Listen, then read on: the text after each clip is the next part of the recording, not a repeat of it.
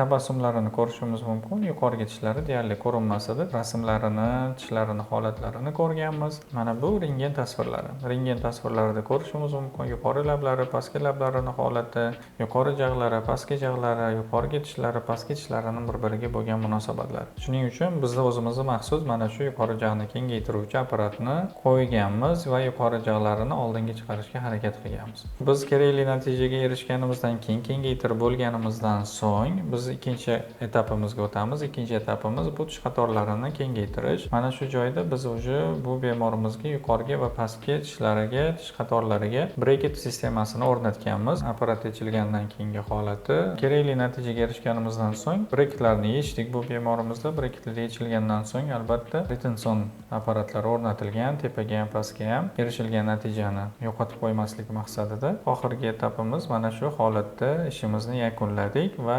yakunlaganimizdan so'ng 2 yildan keyingi mana bu holat.